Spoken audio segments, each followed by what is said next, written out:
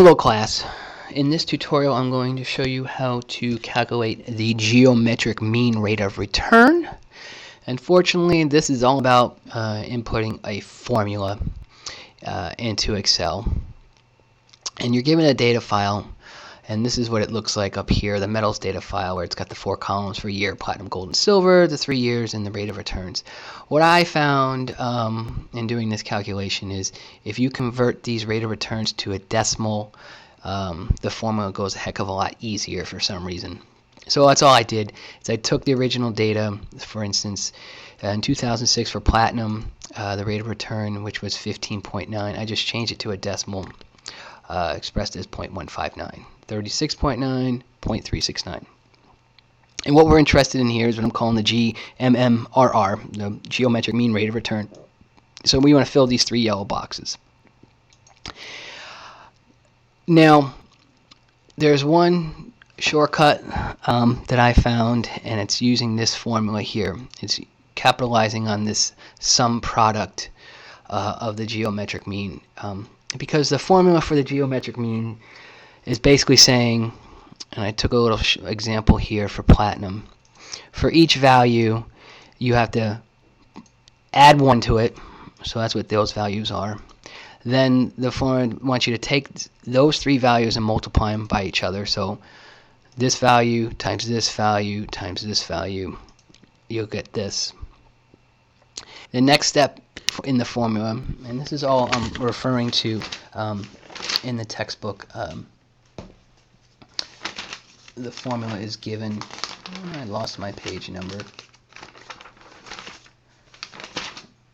Oh, it's in here somewhere. Anyway,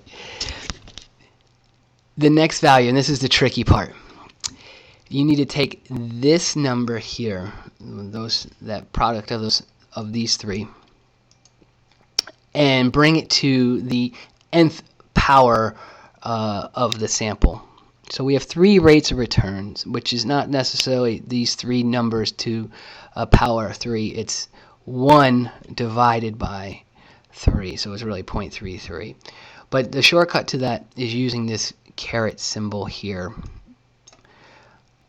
That's how I was able to get this value here. And then simply the last thing you need to do in the formula is take this number minus 1, and you get negative 0.0234. Now I also have this value here simply by taking this formula. And what this formula here, the sum product, what that does is instead of having to take this number plus 1, this number plus 1, Excel knows, well, hey, I'm going to take this whole range of numbers and add 1 to it for you. And I'm also going to, it also calculates the geometric mean for that sample and gives you the output right here. So you can see up here I have the formula. So it's the equal sum product, parentheses, geometric mean, which is a function, and then I just highlighted these cells, G2 to G4, close the parens, and then minus 1, and I got the same result as this. And a nice thing about Excel is once you do it once, you can just fill this out and you get the rest of your math all done for you without having to redo it. And the last thing to do is this needs to be expressed as a percent. If you go up here under the home menu, you just click percent. There's our values. And if you want to add some decimals to that, you can.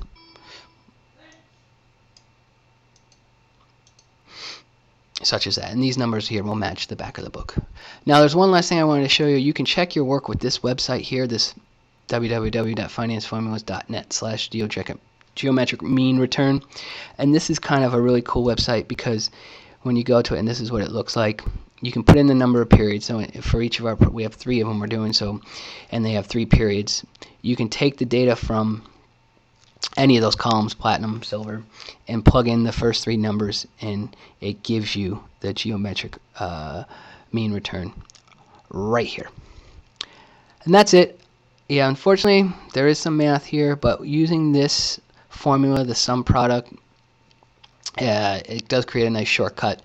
And then you can check your math on this website as well. And that's it.